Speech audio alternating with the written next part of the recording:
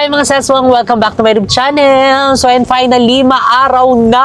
So kaya naman magbibigay kami ng update sa aming pinapagawang bahay. So ayun mga ses, sana magtuloy-tuloy itong ganitong panahon na maaraw lang. Ayun dahil grabe, isa talaga sa nagpapadili sa gawa sa bahay is yung tag-ulan. Kagaya na lang hindi kami masyado nakapag-update, pati sa FB. Kaya naman alam mo yun, gusto na namin i-ano siya everyday upload, yung pag-update. Pero hindi namin magawa dahil nga sunod-sunod ang pag-ulan. So sana wala nang bagyong pumasok sa ibang ano na yan, dimension na yan siya pumasok, wag na dito.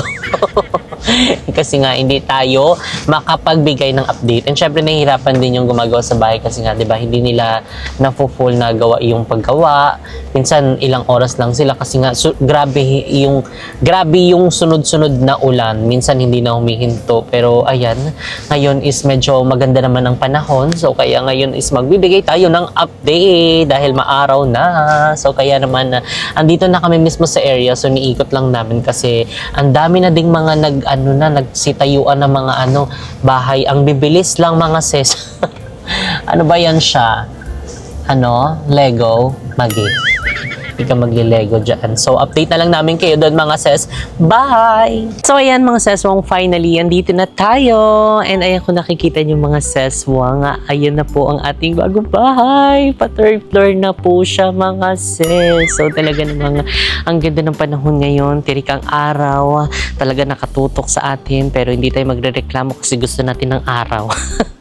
So, sana magtuloy-tuloy yan para tuloy-tuloy din ang gawa dito sa ating bagong bahay. So, ayan. Charot lang mga seswang, hindi sa atin sa kapitbahay yan. So, kubog yung pa-third floor na sila. So, ito na talaga yung update dito sa ating bagong bahay. Ayun, nakakatuwang mag-update mga sis kasi tignan nyo. Yung mga buhangin. Ayun, nauubos na po yung mga buhangin. And talaga namang sobrang na-excite kami mag-update dahil sobrang dami na pong mga update dito sa ating pinapagawang bahay. So, kaya kung nakikita nyo, ang dami ng mga bakal-bakal. Ayan, hindi ko alam kung anong tawag dito. Scaffolding at tawag dito. Basta, comment down below. So, ayun, tingnan nyo. Ang dami mga sis. At kung nakikita nyo yun na yun ata yung pinaka-I-beam ng beam. Ayan, beam ng bahay. So, ayan, magpa-second floor na tayo, mga sis. Ayan, di ba? Nakakatuwa. And talagang tignan nyo, ang dami ng mga update. Nakaka-excite na magbigay sa inyo ng update. So, ayan, kung makikita nyo mga seswang, ayan, may mga bakal. Tapos, eto, yung mga kahoy. So, siguro kasi kulang yung mga bakal nila. So, kaya nagawa din sila ng dito, na mga kahoy na parang pwede nilang gawing patungan. Kasi ang ginagawa na nila ngayon is yung sa second floor natin. So, ayan, ready na din sila para magbuhos. Diba? Gusto mo yun. And everything, what you gonna do with that dessert. So, ay, dito muna tayo, mga sis. So, ayan, tignan nyo pala. Ito, natakpan na din pala siya. Yung, pinakita namin before. Ayan, tignan nyo. Oh. Ayan. At saka ang dami ding mga nagko-comment na ang ganda ng form blocks, as in malinis siya. And nakita ko pa sa comment doon na talagang nakakasyalat siya tignan. Diba? O yun siya, diba? Gusto mo yun mga seswang. And kung makikita nyo yung bakal, as in ang daming bakal na makakapal. And tignan nyo yung mga niya, spacing.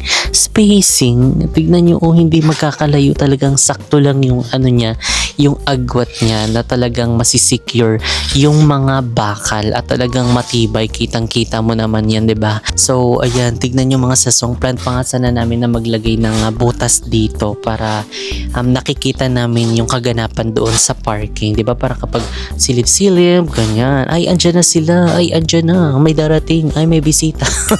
'Di ba? At saka ang excite din dito mga seswang kasi ang dami naming plans na pwedeng gawin dito at saka sa bawat part ng mismong bahay kasi ay, grabe, kahit sa ka na angle ka na pwede kang mag-video-video kasi doon sa bahay natin medyo ang dami ng mga gamit at makalat, magulo na talaga siya. So ayan, dito tayo. Ayan, one of these days, ayan, pag natapos na tong bahay, ito yung isa sa aabangan yung content natin. Ayan, magluto-luto and everything. And dito naman sa side na to mga seswang, ayan, tignan nyo, meron na ditong mga tubo na nakaabang. Ayan, paakyat na yan siya. Parang paano to? Pa second floor. Diba? Para meron tayong doon, tubig sa taas. At tignan nyo, ang lalaki ng mga tubo din na ginamit. And eto pala yung mismong dito, tanaw, yung parking. Ayan, yung ganito. Pero hindi ganito kalaki na ipapalagay namin doon sa kitchen. Yung kahit na ganun lang. Para kahit papaano meron kaming vision doon sa sa kitchen once na nagluluto or may ginagawa, 'di ba? Meron kaming naaaninag doon sa parking. At tignan nyo naman mga sis, ang lalaki ng mga tubo na ginamit. At saka ito pintuan, very pintuan talaga siya mga sis. 'Di ba? At saka ang lawak nitong area na to. At saka ito naman mga seswang, alam nyo naman yan, daanan yan once na parking, tapos dito dadaan kapag may mga grocery or tumutulo na mga binili para hindi na magdadirect dito mismo sa ating living area. Hindi na magta-travel yung mga dugo. Doon na mismo siya sa dirty kitchen, direct. So, move forward na tayo na mag-update dito naman. So, ayan, dito naman sa isang kwarto mga ses, ayan, may mga na din, taas na din yung mga form blocks. Kitang-kita na natin yung kisame. So, pag nilagyan na nilang beam lahat yan, makikita na talaga natin mga sis. At pag nabuhusan, ay, kabog, pwede na ditong matulog. Di ba? Medyo malawak din siya mga sis. Kasi tignan nyo, wala pa kasi siyang kagamit-gamit.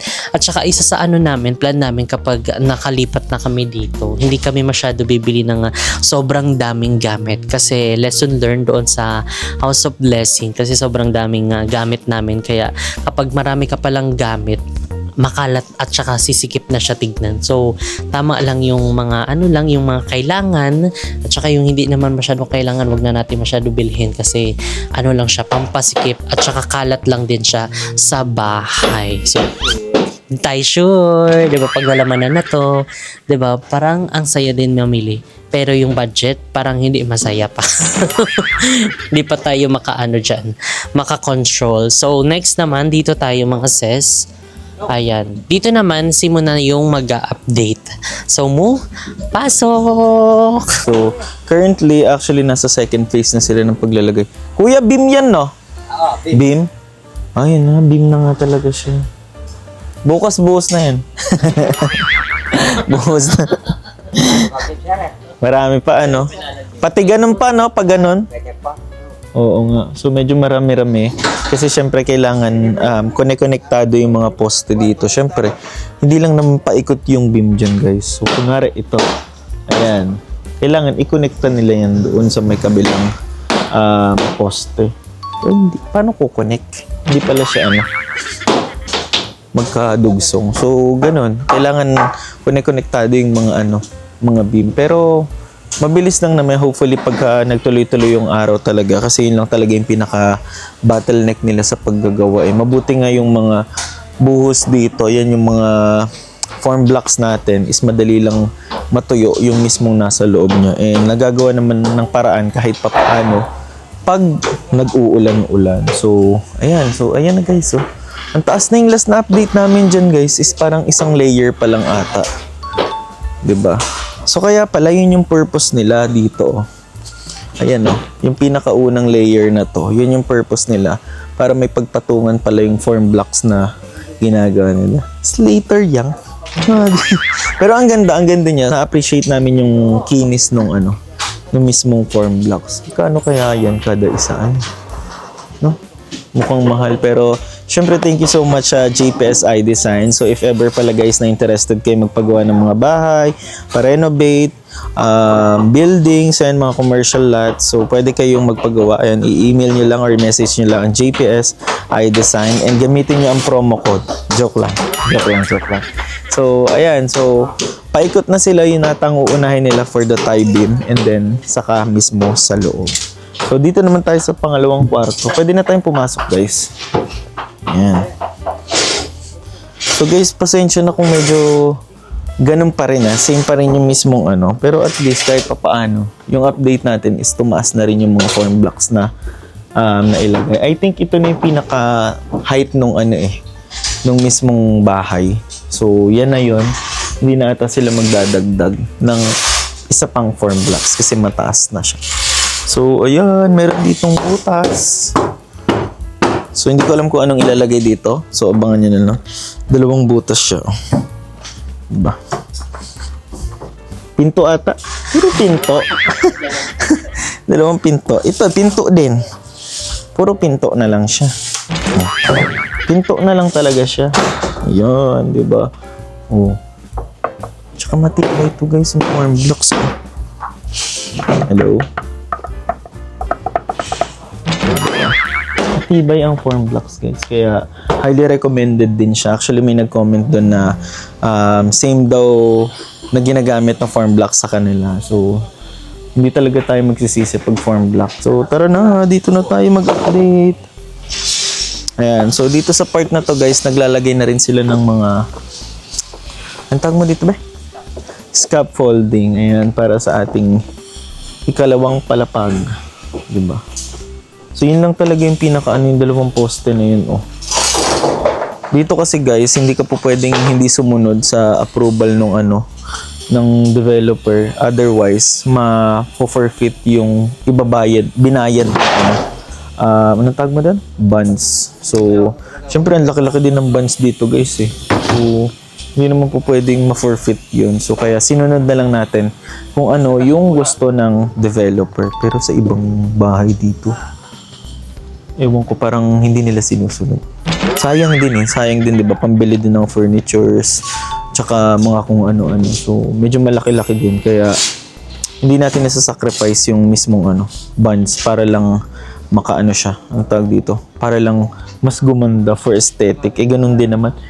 Dito sa side naman na to, hindi naman masyadong ma-maximize, more on landscape lang ang ilalagay. So, ayun, tinimbang namin, mas okay yung ganun na lang ang gawin. Sundin na lang siya. So, may dalawang poste dito guys na malaki. Kung mapapansin nyo, basta nakaka-excite yung ilalagay namin dito. Di ba mo? Excited ka na ba? Magi, paano yung aha? So, maganda. And ito. Dati kasi yung dun sa House of Blessing, ang ginamit ata is, ano yun? Kahoy, mga kahoy siya. So, ngayon bakal, di ba? Shalit-shalit ang JPSI design. Oo, yung kahoy kasi, actually, itatapon din siya. So, itong bakal, pwede pa nilang magamit sa mga susunod nilang projects. Totoo nga naman, no? Kasi yung dati namin, pinamigay, pinamigay yung mga kahoy. So, ayun. Dito sa side na to, guys, is nag-aano na sila. Gumagawa na ata sila ng forma yan, kuya, no? Ayan, nagpo-forma na sila doon. Dito sa side na to. Pang ano ata to eh. Pang ano ata nila, yung pang gamit dun sa may sa may biga or sa may beam. Ayan. Ginagawa na rin nila. So actually lahat sila is na multitasking na kasi nga inaano namin yung araw, hinahabol namin yung araw talaga kasi dito most of the time tuwing hapon pagdating ng 3 o'clock 4, 5, yan, nag-uulan-ulan na. Pero pagka umaga doon, medyo baliw din minsan yung weather talaga. Minsan umaga naman, vice versa, and then hapon, hindi nag-uulan-ulan. Umaaraw talaga siya. So, ayan, sila kuya. Nagpuputol na sila. Saan yun kuya ilalagay? Doon? Pwet ng biga po. Yan po po sila problem po. Runner. May runner din pala. Pati biga. So, ayan, di na natin sila kukulitin dyan para mabuhusan na yan. So, dito naman tayo guys. Ingat lang mo Ingat lang. Padaan po. Ayan. Ito sa part na to guys is ayan, nagsisimula na rin silang magpalitada. Ay, palitada ba tawag dito? Ayan, so division. Ginagawa na nila ng division dito guys. And dito sa area na to, okay na rin. Tapos na rin yung mga form blocks na ilagay nila. Dito din. Ayan, tapos na rin ang mga form blocks. And ito yung kanilang mixer na ginagamit. So, ayan yung form blocks. Diba? Ang ganda. Tsaka madali lang, ano siya, parang madaling ikabit, pero parang hindi. Diba? Ang gulo. Hindi, at saka pag finishing kasi guys, mas madali daw itong i-finishing compare mo sa traditional na CHB na ginagamit nila. Tsaka ito, tignan mo, dalawa na agad. Ang laki ng space na nasa. So, diba? Ayun. Dito naman si Foreman. Si Foreman. Ayun. So, ito na lang ang natira nating mga form blocks. Unti na lang. From 500 na in-orders na form blocks, ito na lang guys ang mga natira. Marami-rami pa to. Pero mo nasa 100 pa to. Naubos din siya. So, 500 form blocks sa baba. Diba? So ayan mga sesong, yun lang yung update natin dito sa ating pinapagawang bahay. So ayan, sa mga susunod na update natin dito is mas marami na, and nakaka-excite lalo kapag naanuhan na siya ng second floor. Pwede na tayo mag-akit-akit doon, Diyos ko Lord. So ayun, tignan nyo, talagang busy na po silang lahat dito sa kanilang mga task. So hindi na para mag-ano tayo dito, mag-storbo, baka malaglagan pa tayo ng tornado.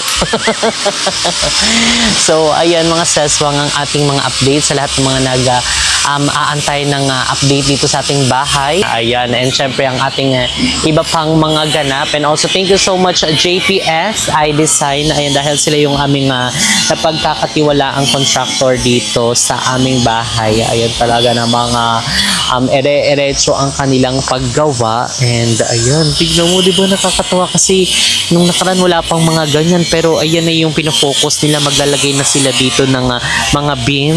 Then after ng beam, magbubuhos-buhos na yan sila hanggang sa mapatag na yung second floor. Ay, yun yung kailangan ng ilang curing time period, no? So, pag second floor, kailangan ulit nilang mag-rent ng parang truck katulad nung una na nagbuhos dito sa bawat poste. Ganun din yun kasi parang mas okay yun eh. Kasi nga, kaysa naman yung pasapasahan lang sila. So yun, ere-eretso na, tapos ikakalat-kalat ng nila, tapos pantay yung nun, yung tagal nung tuyo, compare nung pabalde-balde lang. And ayan mga seswang, see you na our next update dito sa ating bagong bahay. So, tara na sa ating second agenda. So ayan mga seswang, nag-drop by muna kami sa Cafe Mutan sa brunch. So syempre ang ating mga go-to drinks. So for me, ito, best cup latte. At yung kayo mo naman ay Spaniards latte. Ayan, Spaniards latte daw. So ayan, nandito si Iza Maui. Dahil kasama natin siya. Magi, picture lang yan. So ayan, available na din ang mga pastas sa mga branch natin ng Cafe Mo. And abangan nyo pa dahil may mga bagong drinks din tayong mga bagong ilo-launch. So ayun, may mga nare-receive pala kaming mga feedbacks about sa kape natin kasi yung iba is natatapangan. So actually, pwede naman kayong mag-request sa mga baristas natin na pwedeng mag-single shots lang kasi ang standard namin is yung double shot. So ayun, pwede naman kayo mag-request na lang, single shot lang para hindi masyado matapang sa mga hindi masyado maano sa mga kape. Kasi ang pinaka-standard talaga namin, double shot, which is ayun. And yung iba hindi nila hinahalo yung mga drinks nila pagka-receive nila. So make sure na i-mix natin ng mabuti bago natin inumin. Hindi yung pagkatanggap natin, inom agad. Kasi yung ibang kape is nandito pa sa ilalim. So yun yung agad na matitikman nyo. So haluin nyo lang po ng masyado. Ayun, tulad nito, halong-halo na siya kaya parang nag-mix na yung mga ingredients. Ingredients, ulam yan. May extra biscuit ka na din. Bako, kaya sugod na sa cafe mo. Molina Bacoor branch, Tanza branch, Dasmariñas, and San Pedro. And sa mga nagtatanong kung open pa rin for franchise, yes po, open pa rin po tayo for franchise. Mag-email lang po kayo sa GKS Food Corporation at gmail.com. So, dyan kayo mag-i-inquire ng mga franchising, both JK Samgyeopsal and Cafe Mo. And sa ating mga tiramisu naman, so kalmahan nyo lang ay dahil sold out po ang ating mga tiramisu, especially sa ating San Pedro Laguna branch. Grabe naman kayo, parang pinapapak nyo naman, ginagawa nyo naman kanin. So ayan, pero nagpo-production na po tayo ng mas maraming stocks para hindi na kayo maghanap. So ayan, kape-kape muna, at saka yung ibang pastries na available. Pwede naman kayo mag-DIY ramyun, pasta, and mga rice meal in case na wala pang mga tiramisu, 'di ba? Yun muna ang inyong ngat-ngatin. So ayan, update na lang namin kayo later mga sis pag handa na kami. Bye! So ayan mga sis, dito na kami sa Cafe Mo San Pedro Laguna branch, and ayan, full house po tayo ngayon. Ayan, so ang daming mga person talaga dito na talaga namang nagiging suki na ng Cafe Mo. So ayun, sa mga hindi pa nakapag-visit dito, mag-visit na kayo sa ating Cafe Mo San Pedro Laguna branch. Located yan sa Stall 101 to 104 National Highway, Barangay San Antonio, San Pedro, Laguna. So tapat lang tayo mismo ng United San Pedro, and malapit lang tayo sa Super 8 San Pedro Laguna branch. Basta i-search nyo na lang, searchable naman tayo at saka wazeable. So pwede nyo i-search ang JK Samgyupsal San Pedro Laguna branch, kahilera lang nun mismo ng ating cafe. So ayan, sa lahat ng mga taga San Pedro dyan, mag-visit na po kayo dito, at sa lahat ng mga kalapit kabarangay. And syempre sa lahat ng ating Cafe Mo branches, meron tayo sa Molino, Bacoora. Located yan sa second floor, 5-point building, Molino, along GSIS Road, Molino 3. So ayan, basta mga sis, lahat ng mga branch natin is pwede nyo yan i-search sa Google or Grab or kung ano man yung sasakyan nyo. Nawawazeable naman yan siya. And ang ating mga JK Samgyupsal branches, sa mga nagtatanong, open pa rin po tayo for franchise, both JK Samgyupsal and Cafe Mo. Mag-i-email lang kayo sa jksfoodcorporation@gmail.com. So ayun mga sis, actually ayan, nangarag ang ating buhok dahil bumagsak na naman ang malakas na ulan. So ganyan talaga yung time ng pagbagsak ng ulan, mga 3 to 4, ganyan ang ulan. So ayan, sana hindi na umulan, umalis na tong bagyo. Kung meron mang bagyo, wala nang pumasok ng mga bagyo dito, kasi nga ang daming mga naapektuhan, which is yung pagbaha sa ibang mga lugar and yung mga hindi nagagawang gawain, like yung isa sa nagpapadelay sa construction sa aming pinapagawang bagong bahay. Basta ang hirap pag umuulan, so mas okay pa maaraw, okay lang mainit, naman yun, tolerable naman yun. And maraming pwedeng gawin kung mainit man, pwede ka maligo ng ilang beses, pero yung ulan kasi talagang ibang level kasi pag maulan. So carry-carry lang yun siya kapag gusto mo ng pahinga. Pero dahil nga tayo ay walang tigil, talagang harabas kung harabas, grind kung grind, work kung work. So isa yan din sa kalaban din natin, lalong-lalo na sa lahat ng mga contractor, diba? Lalo sa mga nagpapagawa ng mga balor-balor dyan. So alam natin na itong rainy season talaga is hindi siya maganda. Pero sometimes okay naman siya, lalo kapag kakatapos lang magpatayo ng bahay para matest din yung waterproofing ng bahay, ganun. Pero all time na umuulan, parang hindi siya nakaka-pretty. So ayun mga saswang, dito na nga natin ini-end itong video. If you like this video, don't forget to like and share and comment down below kung ano pang gusto yung maging next video natin. And don't forget to subscribe my YouTube channel, Jessica Absalon, and see you guys in our next video. Bye!